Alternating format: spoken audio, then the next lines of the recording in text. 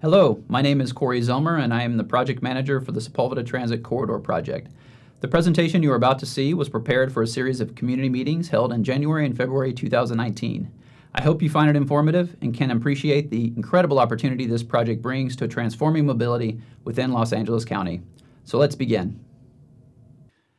Hello, and thank you for taking the time to watch today's video on the Sepulveda Transit Corridor project being conducted by Los Angeles County Metro. My name is Corey Zelmer, and I'm the project manager for this project. I am going to walk through today's presentation, which is covering an update on information produced for a second round of community meetings that were held in January of 2019. The purpose of this round of information is to present our evaluation of the Valley to West Side concepts, as well as introduce some new initial concepts for the West Side to LAX portion of the study area. We're also here to gather your feedback from the community on the different ideas that are being proposed today. The feasibility study is the first phase of our project development process. It is prior to the initiation of the environmental review phase. Currently in our study process, we are halfway through. We've completed the first 4 steps of our study. We held our first round of public meetings back in June of 2018. We held our second round of community meetings in January and February of 2019. We have a few more steps to go before the end of the study, and we anticipate holding our third and final round of community meetings in the summer of 2019. For a little bit of history on the corridor, the 405 corridor, in 2008, Measure R, the half-cent sales tax in LA County, was approved with $1 billion for improvements along the I-405 corridor. Those improvements were anticipated to open in 2039. Subsequent to that, we had the 405 widening project, which opened in 2014. Then in 2016, we had the second half-cent sales tax for LA County, Measure M, which provided over $9 billion for additional I-405 transit improvements. That project was broken up into 3 phases as part of Measure M. The first phase included $260 million for the express lanes improvements on the I-405. Those express lanes were proposed or are proposed to be introduced between the 101 and the 10 freeways and expected to open in the year 2026. The second 2 phases of the project in Measure M have to do with the transit component. The first of that transit component involves a facility between the Valley, San Fernando Valley, and the West Side, expecting to open in 2033. And the second portion of the transit facility is expected to open in 2057 and extend from the West Side to LAX. Also in 2018, the San Fernando Valley to West Side section of the corridor, or the project area, was identified as being eligible for acceleration with the intent to be open in time for the 2028 Olympic and Paralympic Games. The project is also identified as a potential candidate for a public-private partnership, a way that we could potentially accelerate the project and have it again open for the 2028 Olympics.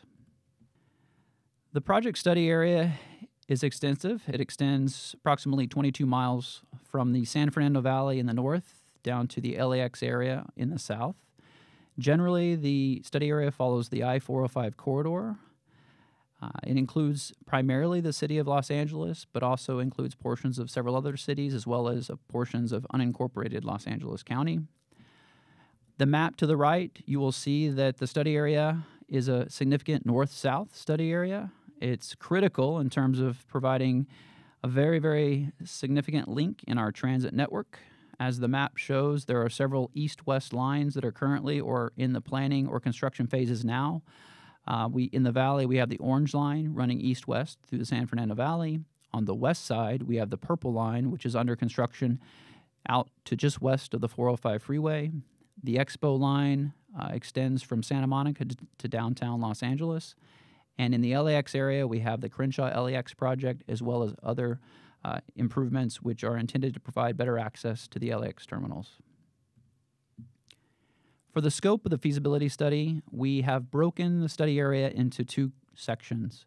The first section covers the San Fernando Valley to the west side portion of the study area, and the second section focuses on the west side to LAX. For the study, we have focused only on rail transit concepts for the entire study area. We are also focused, as I mentioned, on the connections that are possible between existing and planned transit corridors.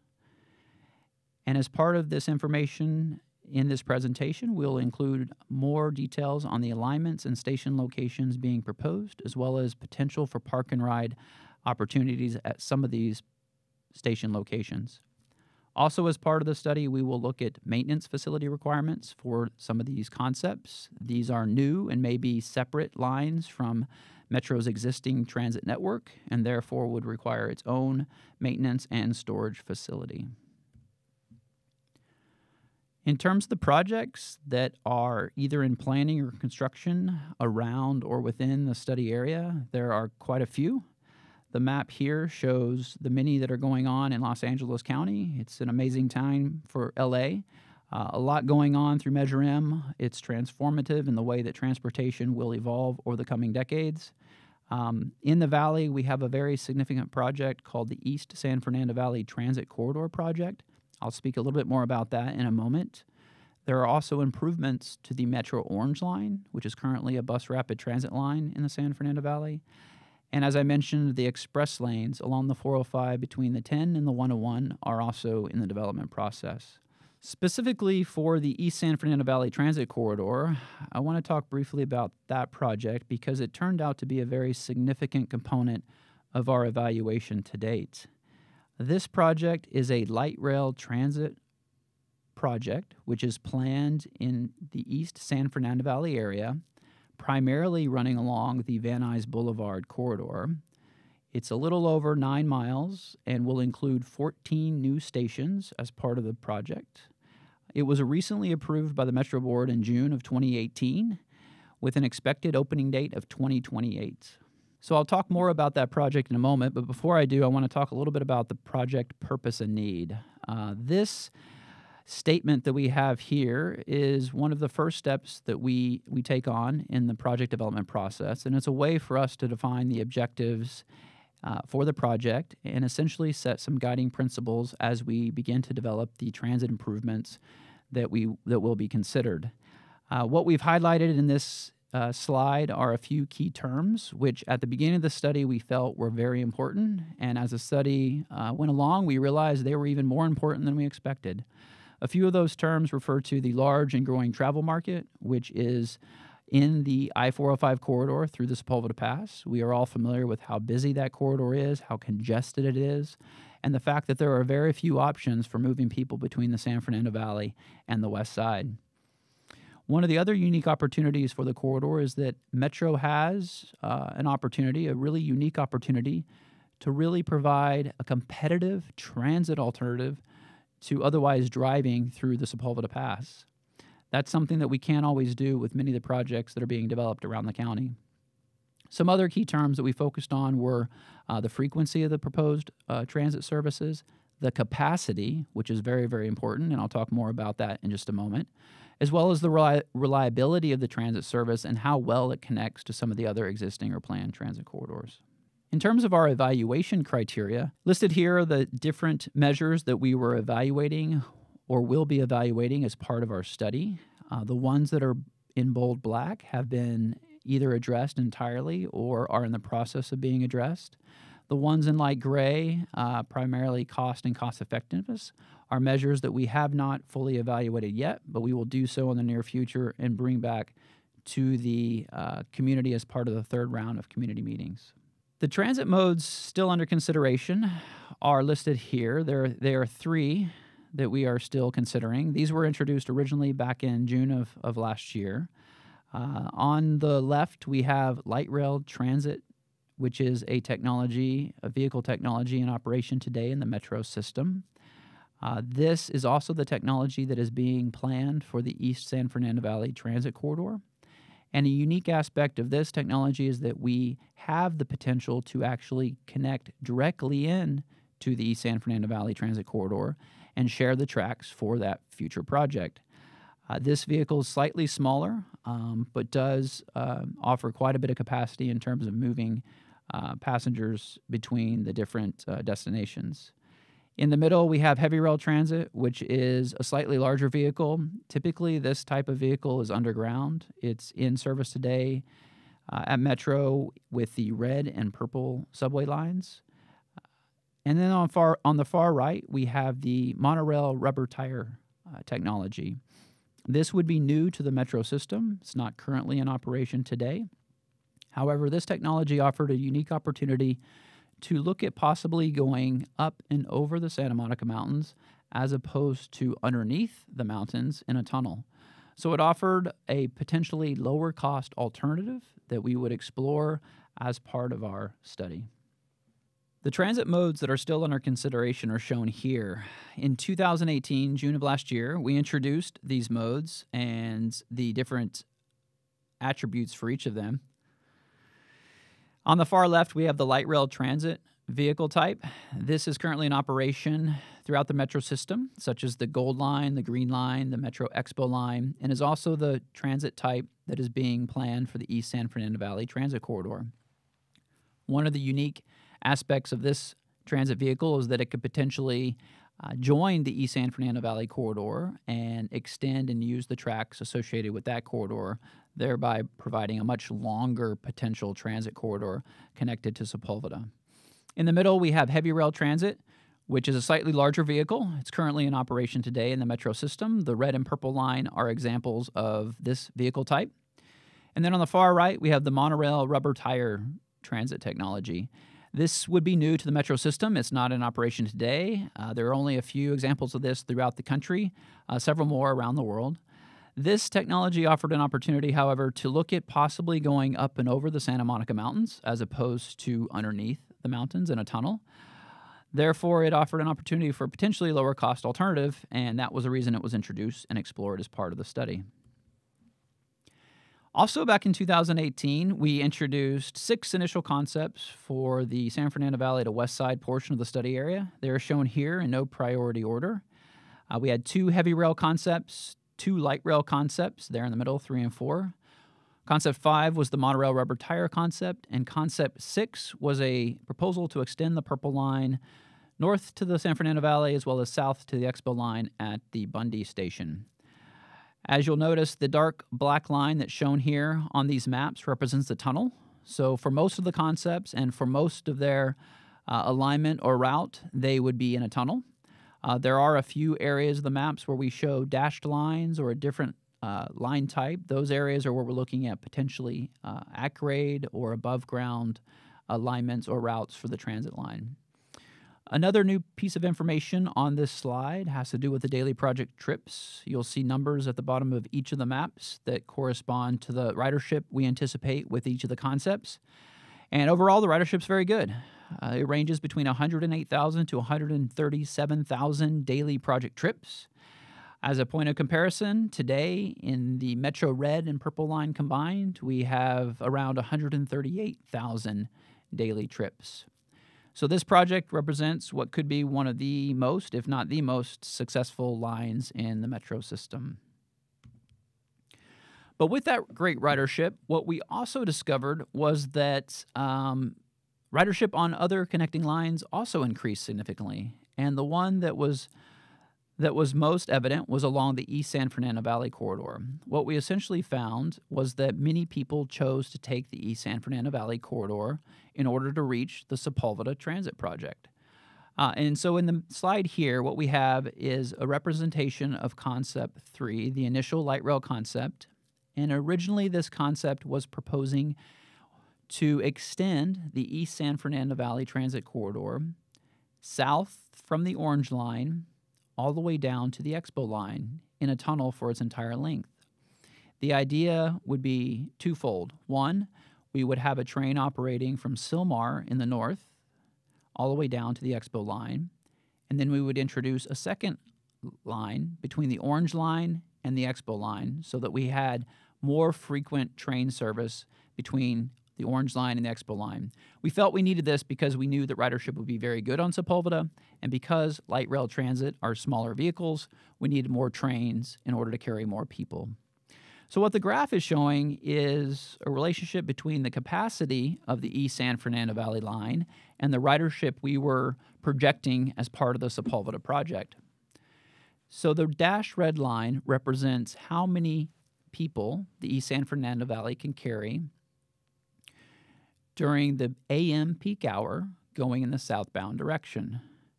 And what you see is that the blue curve that we're showing here is the ridership that we're expecting with the Sepulveda project. And as you see that as the ridership builds, as it's leaving Sylmar, San Fernando Valley Metrolink, and heading south, that ridership grows and grows until it surpasses the capacity of the East San Fernando Valley line at the Roscoe station. And it continues to go above the line's capacity until it reaches the orange line, the Metro Orange line at Van Nuys, where it then comes into the Sepulveda corridor. And at that point, we've introduced a second line, which increases the overall capacity that we would have for the light rail option here. And that's shown by the second dashed red line at the far top of the graph. Essentially, what we saw is that the ridership was greater than what the East San Fernando Valley line could accommodate, given the demand that was being produced by the Sepulveda project. And this was not unique to Concept 3. This was also an issue for Concept 4, which was the other light rail concept we studied as part of the initial 6 concepts. So given this issue, we asked ourselves, was this unique only to the light rail transit concepts we were proposing, or would this also be an issue for the heavy rail or the monorail concepts that we were initially proposing? So what this slide is showing is the initial Concept 1, which was proposed to be a heavy rail train from the Orange Line to the Expo Line in a tunnel for its entire length. In this case, however, passengers would be transferring from either the East San Fernando Valley line, which is shown as a light blue line just north of the Orange Line, or transferring from the Orange Line itself in order to get into the Sepulveda corridor. And what we found here, if you look at the graph, is a similar situation. Again, the dashed red line represents the capacity along the East San Fernando Valley corridor, and the blue line represents the demand or ridership that's building on that line as people are making their way towards the Sepulveda corridor. And what we see here again is that ridership exceeds capacity, but in this case, near to the Metrolink Van Nuys station along the East San Fernando Valley corridor. So in response to the ridership issues we identified, we took several steps to refine our initial concepts. The first was to go back and look critically at the LRT concepts, the light rail transit concepts, to see if there were any modifications we could do to allow it to become a viable alternative. At the end, however, we were unable to find a solution, and so we decided to eliminate the light rail transit concepts from further consideration due to the insufficient capacity we noticed on the East San Fernando Valley corridor. The other item we did was to go back and look at the initial monorail rubber tire and heavy rail transit concepts to see how we might address the issue of demand on the East San Fernando Valley corridor. And our solution was to extend those concepts farther north in hopes of intercepting the demand on the East San Fernando Valley corridor. And our last step was to eliminate several lower performing options. The first was Concept 6 initially, the Purple Line extension. It was the lowest performing alternative of the initial 6.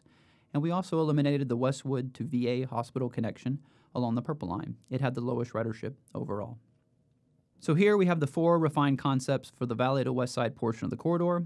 Again, we have 3 heavy rail concepts and 1 remaining monorail rubber tire concept. At the bottom, you'll also see the daily project trips that we estimated for each of the concepts. And again, the ridership is very good, ranging between 105,000 to 133,000 daily project trips.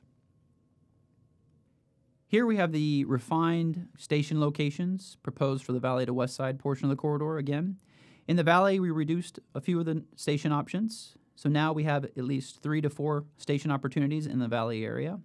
On the west side, we have a station proposed at the UCLA campus. Again, the connection to the Purple Line at the Westwood UCLA station, and either a connection at the Expo Bundy station or the Expo Sepulveda station on the west side. So given our refinements, we asked ourselves, did this address the issue we identified initially with the East San Fernando Valley corridor? And what this graph shows is that yes, under the new refined concepts, the 4 shown there at the bottom of the graph, we do in fact address the capacity issue that we had initially identified. So the dash red line again represents the capacity on the East San Fernando Valley corridor, and the solid colored lines below that indicate that the ridership remains within capacity under the new refined concepts. Here we have travel times for each of the refined concepts, and this is new information during this round of community meetings. The travel times we show here at the bottom are in minutes, and they represent the time it takes to travel from the Metrolink Van Nuys station in the valley all the way down to the Expo line in the west side. And as you can see on the graph, that the heavy rail concepts can get you between those 2 points in 15 to 18 minutes, and the monorail rubber tire concept can do it in up to 26 minutes, which is very good in comparison to the time it would take you to drive that same distance along the 405 freeway. So this travel time that we're showing here is part of the reason we have such great ridership that we showed earlier for each of the concepts, and one of the great advantages that this project provides to improving mobility in the corridor. So now I'll walk through each of the refined concepts and provide a little bit more detail on the changes that we are proposing, starting with Heavy Rail Concept 1. Originally, this concept followed the Van Nuys Boulevard in the San Fernando Valley and ended at the Orange Line at the Van Nuys station.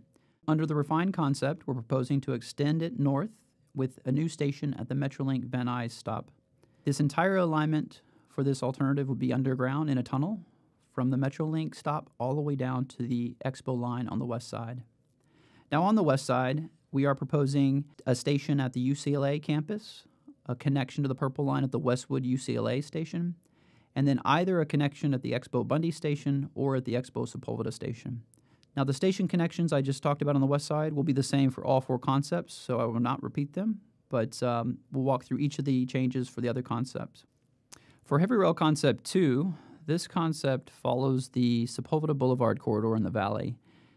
At the bottom of the detailed map, we have a connection to the Ventura Boulevard station. Then heading north along Sepulveda Boulevard, we would have another stop at the Sepulveda station on the Metro Orange Line. Then the line would continue north along Sepulveda Boulevard and then extend east-northeast towards the Metrolink Van Nuys final stop. Again, this alternative would be in a tunnel for its entire length from the Metrolink line all the way down to the Expo line. So for both Heavy Rail Concept 1 and 2, we are showing here the key strengths and challenges for both of those options. In terms of strengths, they both have excess capacity to serve the ridership growth or demand that we were projecting. They have the fastest travel times in terms of moving passengers between the Metrolink line in the valley to the west side at the Expo line. They do have fewer property impacts due to the entire alignment being underground.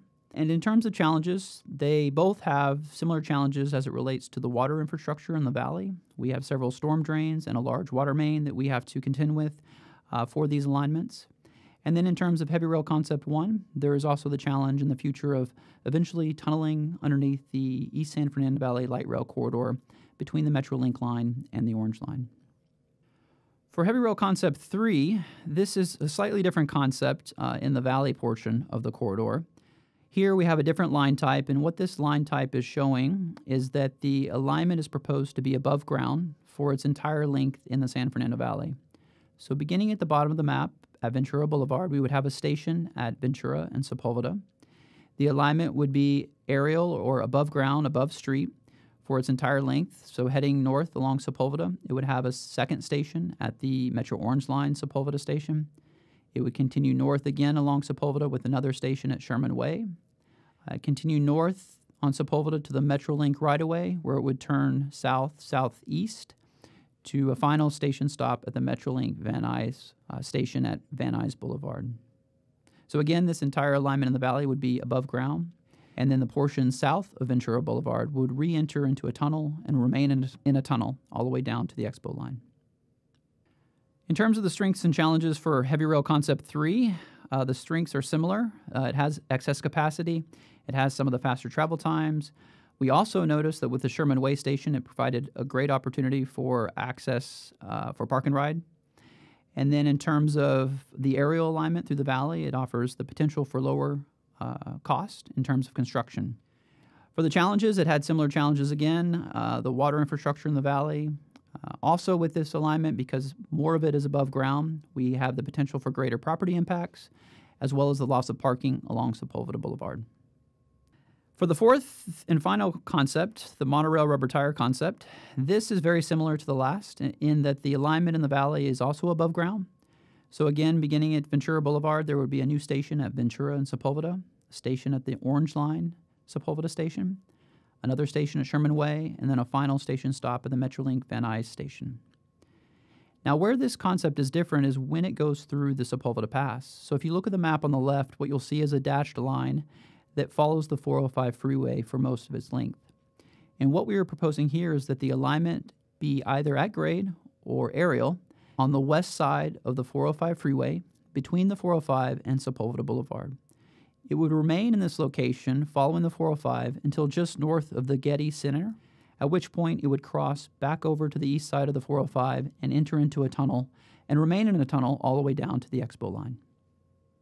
So for the strengths and challenges, the monorail rubber tire concept has always offered the opportunity for the lowest overall capital cost due to more of the alignment being above ground instead of in a tunnel. The technology allows us to travel on steeper grades up and over the Sepulveda Pass, which is why we can keep more of it out of a tunnel. Another strength is that the concept also has enough capacity to serve the ridership we're projecting in the future. In terms of challenges, it does have the slowest overall speed between Metrolink and the Expo line.